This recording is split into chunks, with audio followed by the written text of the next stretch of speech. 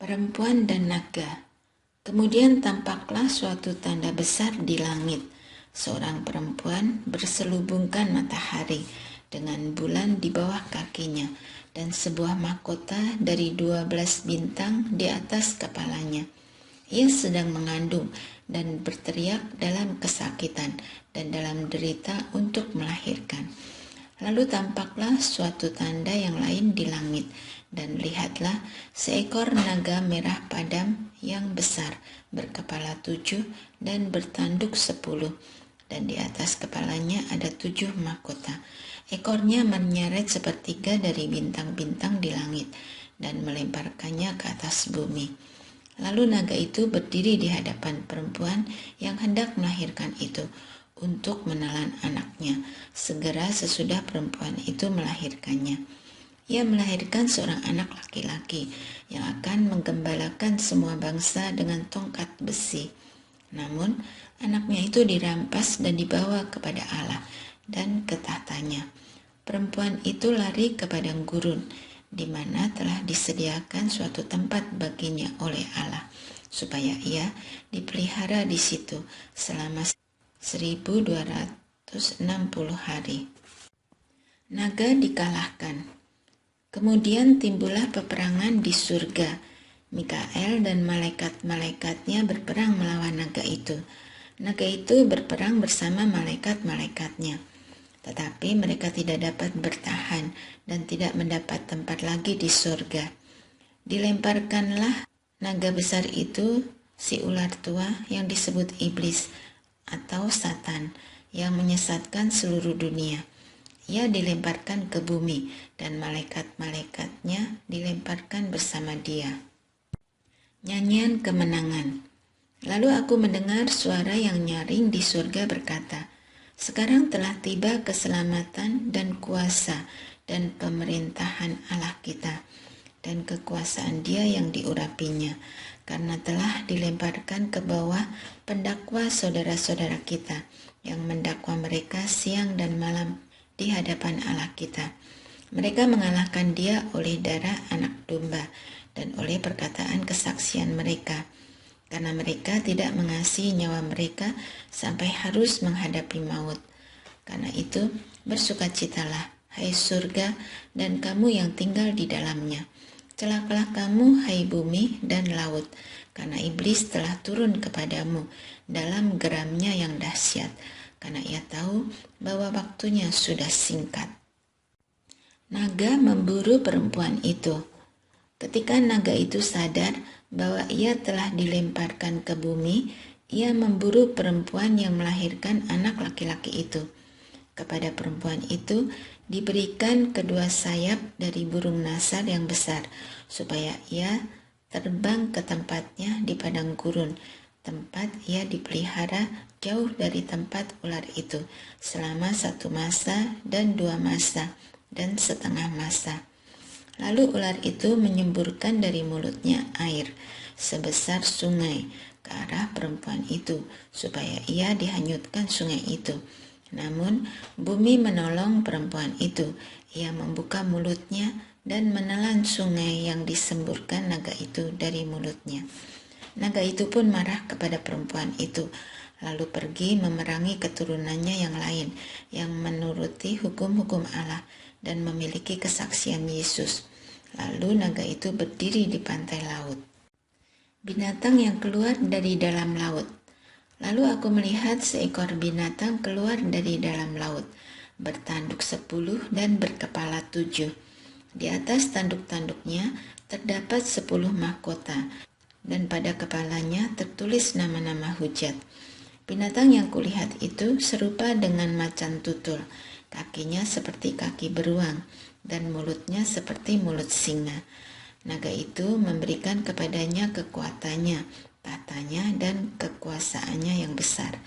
Lalu tampaklah kepadaku satu dari kepala-kepalanya seperti kena luka yang membahayakan hidupnya. Tetapi luka yang membahayakan hidupnya itu sembuh. Seluruh dunia heran, lalu mengikut binatang itu. Mereka menyembah naga itu karena ia memberikan kekuasaan kepada binatang itu. Mereka menyembah binatang itu itu sambil berkata, "Siapa yang sama seperti binatang ini? Siapa yang dapat berperang melawan dia?" Kepada binatang itu diberikan mulut yang penuh kesombongan dan hujat. Kepadanya diberikan juga kuasa untuk melakukannya 42 bulan lamanya. Lalu ia membuka mulutnya untuk menghujat Allah, menghujat namanya, kemah kediamannya, dan mereka yang tinggal di surga. Ia juga diperkenankan untuk berperang melawan orang-orang kudus dan untuk mengalahkan mereka. Kepadanya diberikan kuasa atas setiap suku, umat, bahasa, dan bangsa. Semua orang yang tinggal di bumi akan menyembahnya, yaitu setiap orang yang namanya tidak tertulis sejak dunia dijadikan di dalam kitab kehidupan dari anak domba yang telah disembelih. Siapa bertelinga, hendaklah ia mendengar. Siapa yang ditentukan untuk ditawan, ia akan ditawan. Siapa yang ditentukan untuk dibunuh dengan pedang, ia harus dibunuh dengan pedang. Yang penting di sini ialah ketabahan dan iman orang-orang kudus. Binatang yang keluar dari dalam bumi. Lalu aku melihat seekor binatang lain keluar dari dalam bumi dan bertanduk dua sama seperti anak domba, dan ia berbicara seperti seekor naga. Seluruh kuasa binatang yang pertama itu dijalankannya di depan matanya. Ia menyebabkan seluruh bumi dan semua penghuninya menyembah binatang pertama yang telah sembuh dari luka yang membahayakan hidupnya. Ia mengadakan tanda-tanda yang dahsyat, bahkan ia menurunkan api dari langit ke bumi di depan mata semua orang. Ia menyesatkan mereka yang tinggal di bumi dengan tanda-tanda yang telah diberikan kepadanya untuk dilakukan di depan mata binatang itu. Ia menyuruh mereka yang tinggal di bumi supaya mendirikan patung untuk menghormati binatang yang luka oleh pedang, namun yang tetap hidup itu. Kepadanya diberikan kuasa untuk memberikan nyawa kepada patung binatang itu, sehingga patung binatang itu berbicara juga dan bertindak begitu rupa, sehingga semua orang yang tidak menyembah patung binatang itu dibunuh.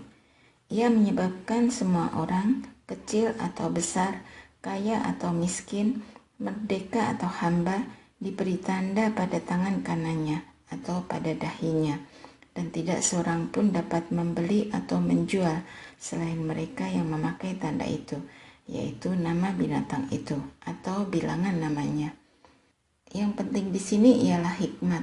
Siapa yang bijaksana, baiklah ia menghitung bilangan binatang itu, karena bilangan itu adalah bilangan seorang manusia, dan bilangannya ialah 666. Anak domba dan pengikutnya yang ditebusnya. Lalu aku melihat, sesungguhnya anak domba berdiri di gunung Sion, dan bersama dia 144.000 orang, dan di dahi mereka tertulis namanya dan nama bapaknya.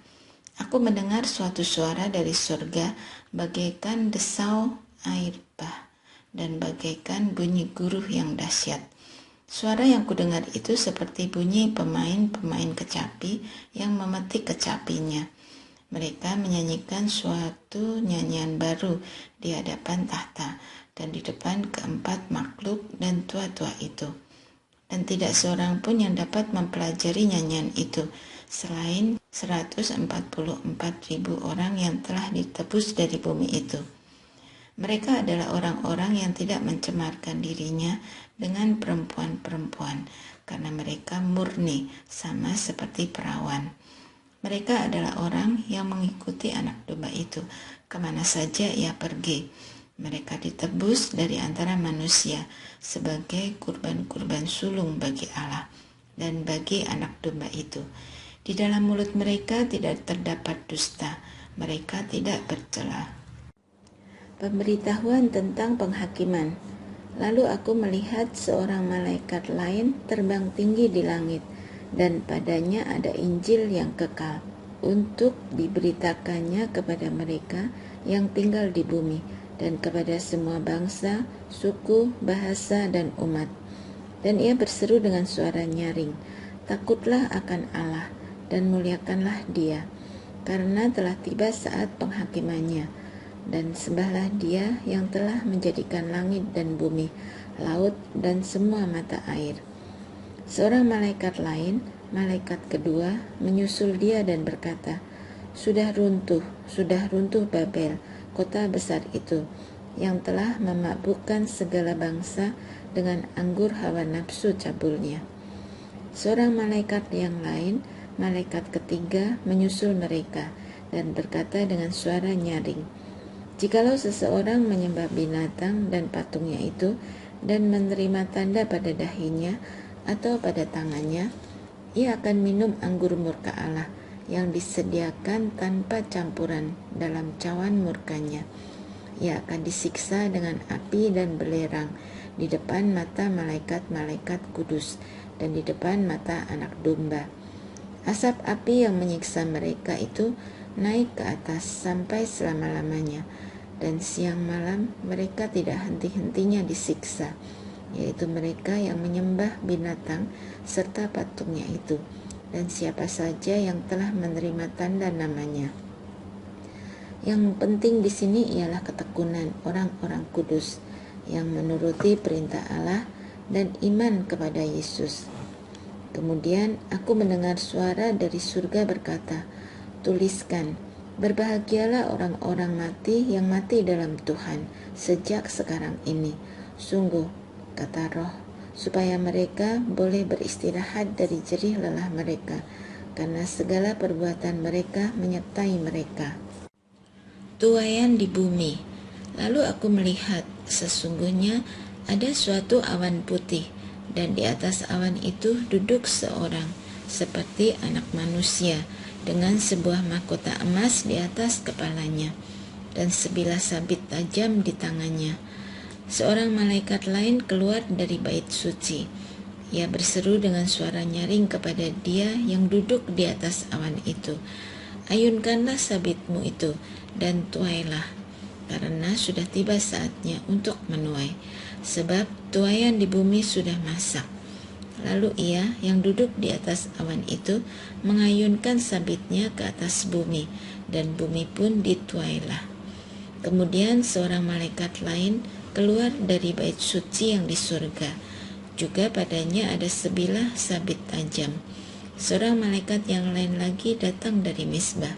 Ia berkuasa atas api, dan ia berseru dengan suara nyaring kepada malaikat yang memegang sabit tajam itu.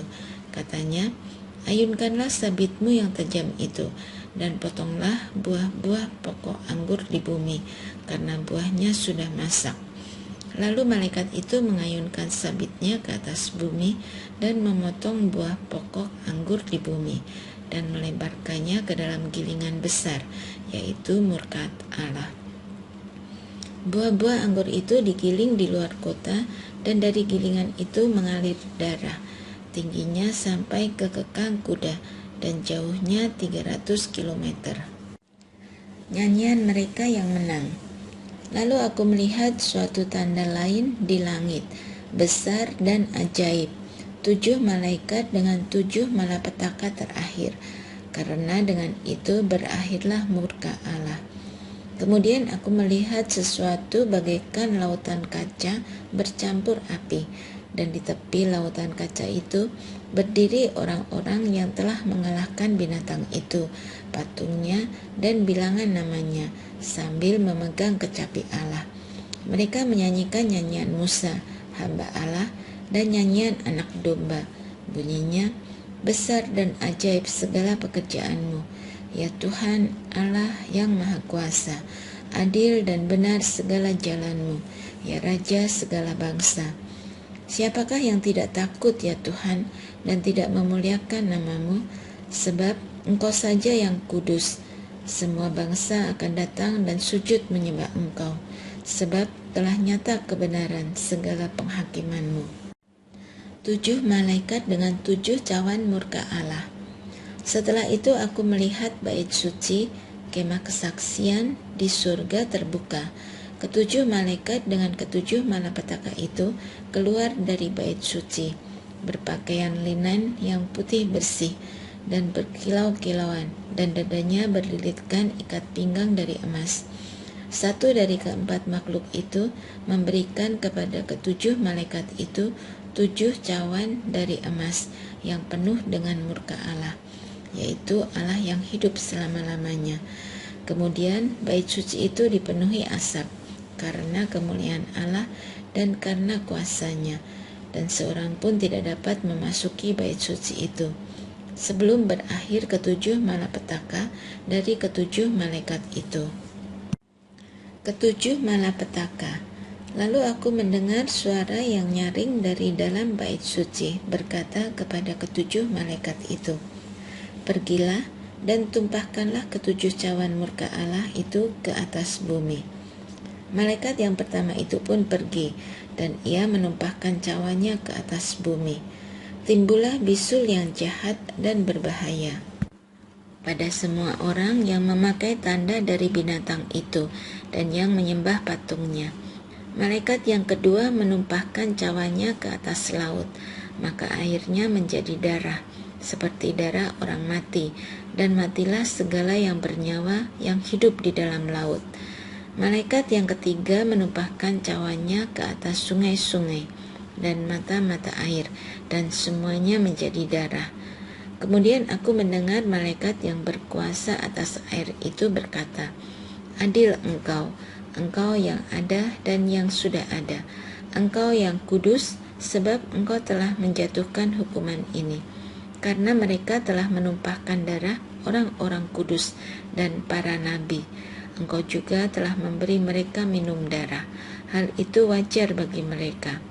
Lalu aku mendengar mezbah itu berkata, "Ya Tuhan Allah yang Maha Kuasa, benar dan adil segala penghakiman-Mu."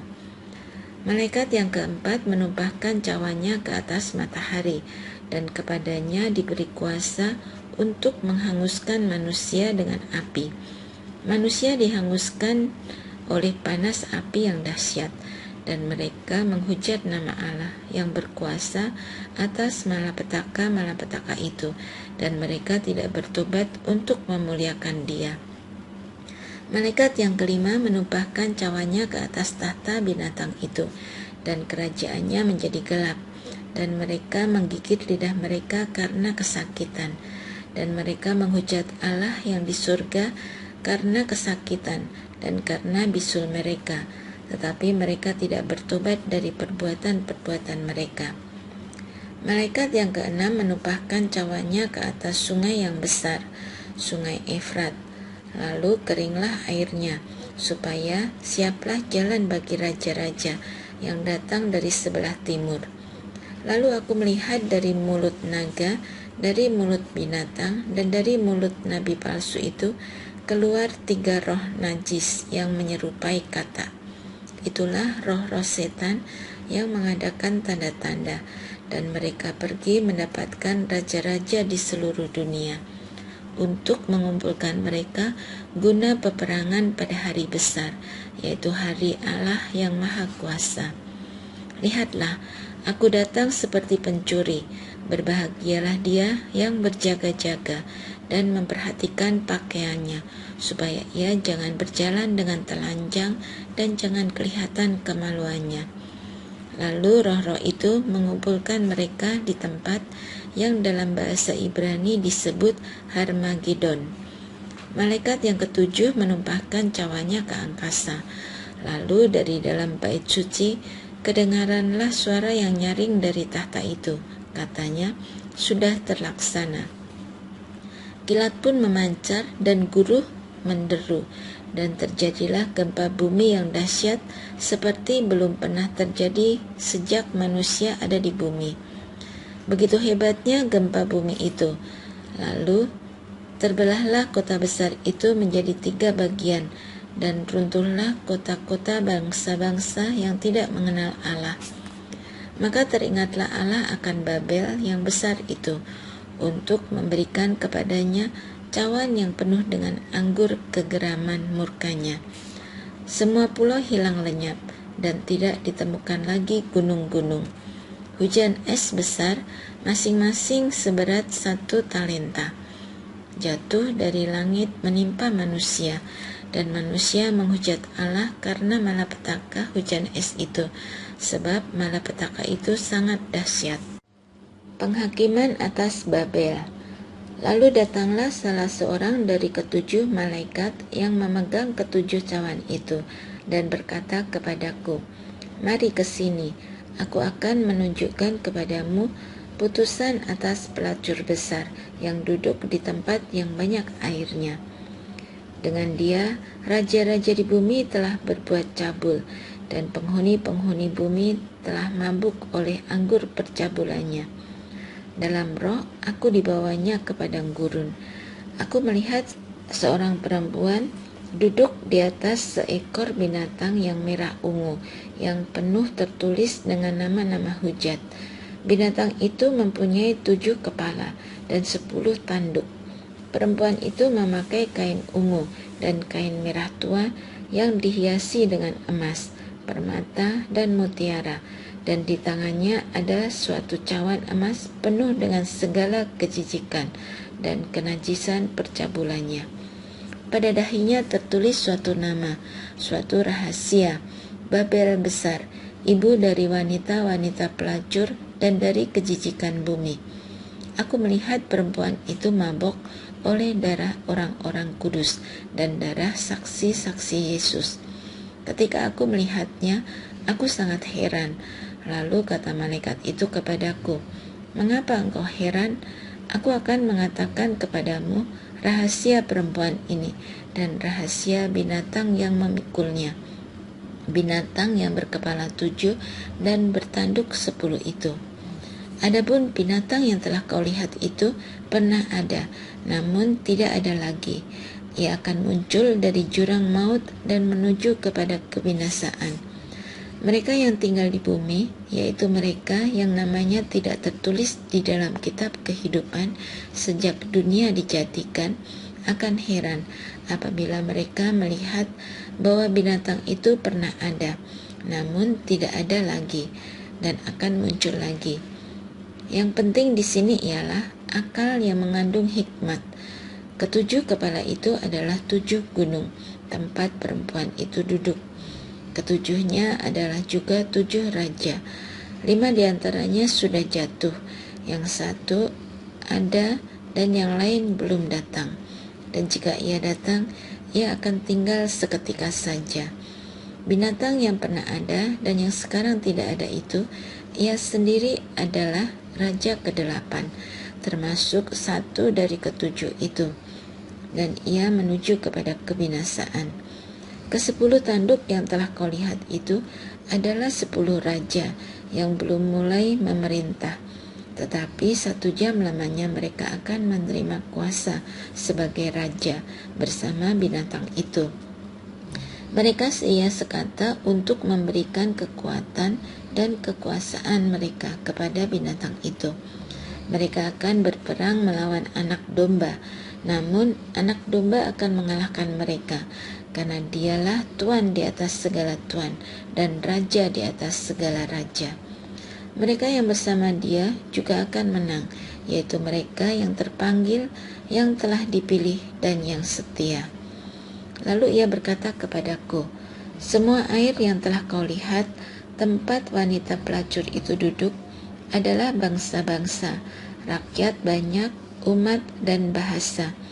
Ke-10 tanduk yang telah kau lihat itu, serta binatang itu akan membenci pelacur itu, dan membuat dia menjadi sunyi dan telanjang. Mereka akan memakan dagingnya dan membakarnya dengan api, sebab Allah telah menerangi hati mereka untuk melakukan kehendak-Nya dengan seia sekata dan untuk memberikan pemerintahan mereka kepada binatang itu, sampai segala firman Allah telah digenapi. Perempuan yang telah kau lihat itu adalah kota besar yang memerintah atas raja-raja di bumi." Jatuhnya Babel. Setelah itu aku melihat seorang malaikat lain turun dari surga. Ia mempunyai kekuasaan besar dan bumi menjadi terang oleh kemuliaannya. Ia berseru dengan suara yang kuat, "Sudah runtuh Babel, kota besar itu, dan ia telah menjadi tempat kediaman roh-roh jahat, dan tempat tersembunyi semua roh najis, dan tempat bersembunyi segala burung yang najis dan yang dibenci.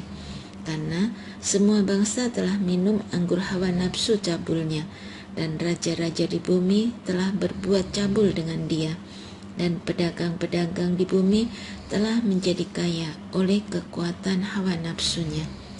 Lalu aku mendengar suara lain dari surga berkata, "Keluarlah kamu, hai umatku, keluarlah dari dalamnya, supaya kamu jangan mengambil bagian dalam dosa-dosanya, dan supaya kamu jangan turut ditimpa malapetaka-malapetakanya. Sebab dosa-dosanya telah bertimbun-timbun sampai ke langit, dan Allah telah mengingat segala kejahatannya. Balaskanlah kepadanya sama seperti dia juga membalaskan, dan berikanlah kepadanya 2 kali lipat menurut pekerjaannya. Campurkanlah baginya 2 kali lipat di dalam cawan pencampurannya. Berikanlah kepadanya siksaan dan perkabungan, sebanyak kemuliaan dan kemewahan yang telah ia nikmati. Sebab ia berkata dalam hatinya, aku bertahta seperti ratu, aku bukan janda, dan aku tidak akan pernah berkabung. Sebab itu, segala malapetakannya akan datang dalam 1 hari, yaitu sampar, perkabungan, dan kelaparan. Ia akan di bumi hanguskan dengan api, karena Tuhan Allah yang menghakimi dia adalah kuat. Raja-raja di bumi yang telah berbuat cabul dan hidup dalam kelimpahan dengan dia akan menangisi dan meratapinya apabila mereka melihat asap api yang membakarnya. Mereka akan berdiri jauh-jauh karena takut akan siksaannya, dan mereka akan berkata, celaka, celaka engkau, hai kota yang besar, Babel, hai kota yang kuat, sebab dalam 1 jam saja sudah berlangsung penghakimanmu. Pedagang-pedagang di bumi menangis dan meratap karena dia, sebab tidak ada orang lagi yang membeli barang-barang mereka, yaitu barang-barang dagangan dari emas dan perak, permata dan mutiara, dari linen halus dan kain ungu, dari sutra dan kain merah tua, berbagai jenis barang dari kayu yang harum, berbagai jenis barang dari gading, berbagai jenis barang dari kayu yang mahal, dari perunggu, besi, dan pualam, kulit manis dan rempah-rempah, wangi-wangian, mur dan dupa, anggur, minyak, tepung halus, dan gandum, lembu, domba, kuda, dan kereta, budak, dan bahkan nyawa manusia. Mereka akan berkata, sudah lenyap buah-buahan yang diingini hatimu, dan segala yang mewah dan indah telah hilang dari hadapanmu, dan tidak akan ditemukan lagi. Mereka yang memperdagangkan barang-barang itu, yang telah menjadi kaya oleh dia, akan berdiri jauh-jauh karena takut akan siksaannya, dan sambil menangis dan meratap mereka berkata, celaka, celaka kota besar, yang berpakaian linen halus, kain ungu dan kain merah tua, dan yang dihiasi dengan emas, permata dan mutiara. Sebab dalam 1 jam saja kekayaan sebanyak itu sudah binasa.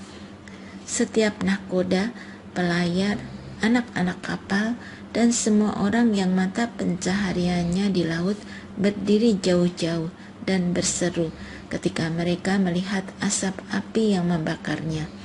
Kota mana yang sama dengan kota besar ini? Mereka menghamburkan debu ke atas kepala mereka dan berseru sambil menangis dan meratap, celaka, celaka kota besar, tempat semua orang yang mempunyai kapal di laut telah menjadi kaya oleh barangnya yang mahal, sebab dalam 1 jam saja ia sudah binasa.